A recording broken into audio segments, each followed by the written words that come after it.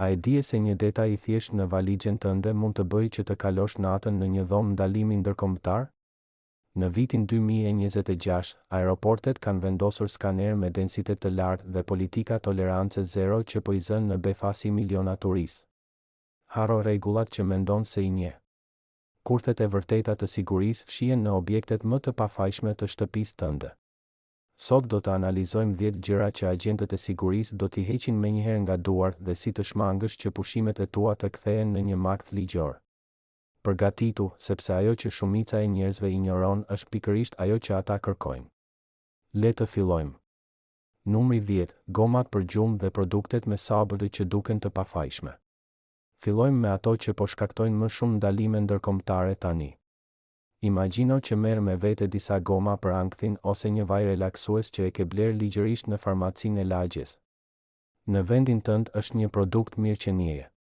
Por nëse zbret në vendet e Azisë ose lindjes së mesme, autoritetet e klasifikojnë menjëherë si trafik substancash. Vendet me ligje të rrepta nuk marrin parasysh nëse etiketa thot 0% përbërës psikoaktiv. Laboratorët e aeroportit bëjnë analiza kimike shumë të ndjeshme në vend. Nëse zbulojnë edhe gjurmën më të vogël molekulare, produkti konfiskohet dhe mund të përballesh me dënime me vite burg, jo me muaj, por me vite. Mos udhëto kurrë ndërkombëtarisht me këto produkte pa u informuar thellë. Edhe një tranzit në një vend të rrept llogaritet si hyrje. Por prit pak, sepse nëse mendon se kjo është e rrept, objekti tjetër që ke në çantë do të lërë pa fjalë dhe pa bateri. Numri 9, bateritë portative me etiketa të fshira. Të gjithë udhëtojmë me karikues portativ për telefonin dhe rregullat thonë se mund t'i marrësh nëse janë në 100 watt-orë. Por sekreti që askush nuk të tregon është çfarë ndodh kur etiketa e kapacitetit fshihet nga përdorimi në çantë. Në vitin 2026, nëse agenti I sigurisë nuk mund të lexojë qartë numrat në pajisjen tënde, do të supozoj automatikisht se të I kalon kufirin e lejuar. Nuk ka diskutim, nuk do të kontrollojnë modelin në internet dhe nuk do të dëgjojnë shpjegimet e tua. Bateria jote e shtrenjtë do të përfundoj direkt në koshin e plehrave. Zgjidhja e vetme është të mbrosh etiketën me shirit transparent që nga dita e parë ose të shkruash kapacitetin me marker të dukshëm. Dhe mos u qetëso ende, sepse objekti tjetër është krijuar për të ndihmuar, por në aeroport do të kthehet në armikun tënd më të madh. Numri 8, shishet e ujit me ndarje sekrete. Këto shishe janë bërë shumë të njohura në rrjetet sociale. Kanë një fund që hapet për të ruajtur para, çelësa ose vitamina.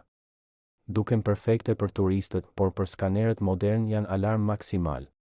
Shumë udhëtar kanë treguar se pushimet e tyre nisën keq për shkak të këtij objekti të zgjuar. Imagjino situatën, je I qetë, po pret që çanta të kalojë në skaner.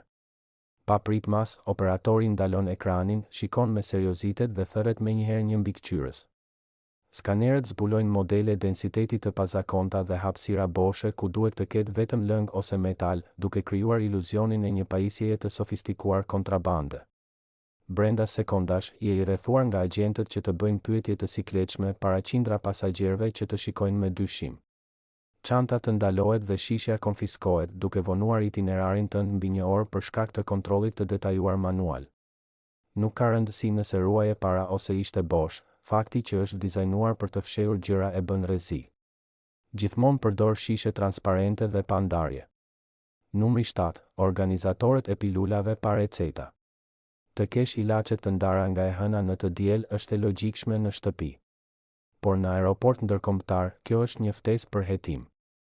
Imagjino një të moshuar që ka nevojë për trajtimin e tij të përditshëm dhe papritur gjendet në një dhomë të izoluar sigurie në një vend ku nuk flasin gjuhën tënde. Autoritetet e TSA dhe doganat e huaja nuk tolerojnë më pilula të shpërndara, edhe nëse janë vitaminat klasike me ngjyra. Sot, agjencitë e inteligjencës ndajnë profile rreziku global dhe çdo substancë e pa identifikuar trajtohet si kërcënim I madh kimik. Nëse nuk mund të tregosh shkencërisht se çfarë është çdo pilulë me paketim të etiketuara, supozojnë më të keqen dhe aktivizojnë protokollet më të rrepta.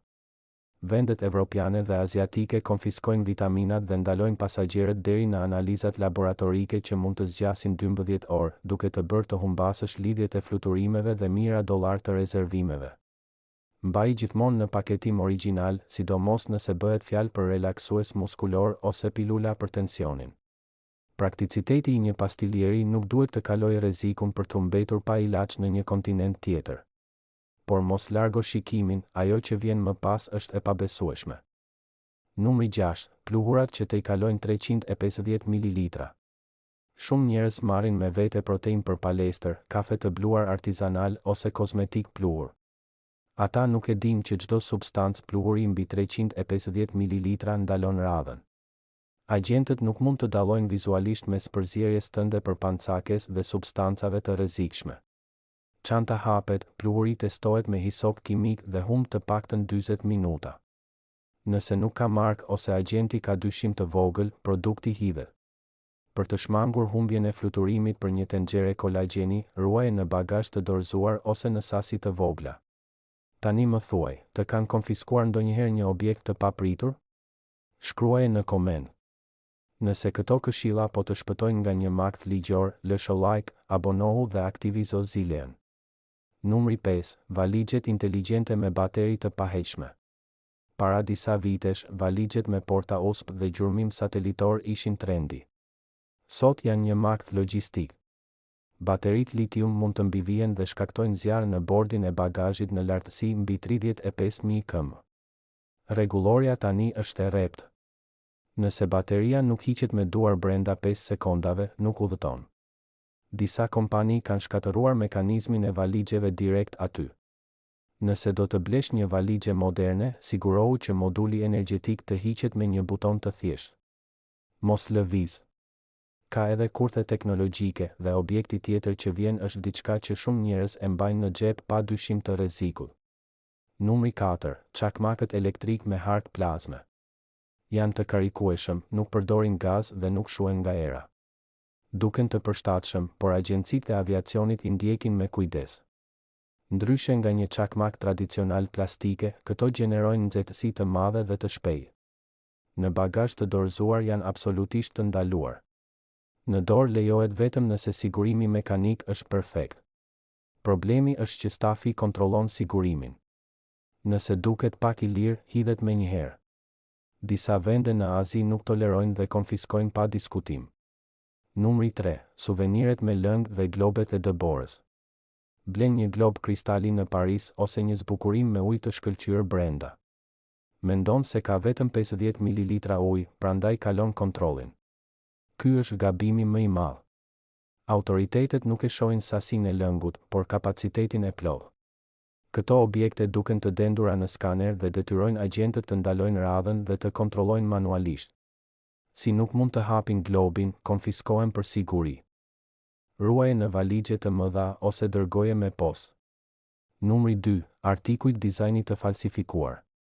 Mendon se një çantë apo orë imitim nuk i bën dëm askujt. Por në Evropë, doganat mbrojnë industrinë e luksit me rreptësi. Nuk kërkojnë vetëm trafikantë të mëdhenj. Nëse agjenti sheh një falsifikim, jo vetëm që konfiskohet, por vendos gjoba shumë të mëdha. Shpjegimi i paditurisë nuk ndihmon. Pa faturë origjinale, supozohet se je pjesë e piraterisë. Zgjidh markat e thjeshta dhe shmang imitimet e dukshme. Numri 1. Aerosolët që nuk janë për kujdes personal. Të gjithë e dim se deodoranti i vogël lejohet. Por spray repellent, gaz për pastrim ose lubrifikant mekanik janë të ndaluar plotësisht. Përmbajnë propellente shumë të ndeshëm që reagojnë ndaj presionit të ajrit. Nëse zbulohet në çantë, mund të shkaktojnë evakuim, vonesë dhe hetim serioz. Kontrollo gjithmonë etiketat përpara se t'i fusësh. Kaq për sot. Udhëtimi tani kërkon shumë kujdes. Nëse do të zbulojmë më shumë këshilla për të udhëtuar pa probleme, lësho like, abonohu dhe ndaj këtë informacion me shokët e udhëtimit. Shihemi në destinacionin tjetër. Udhëtim të mbar.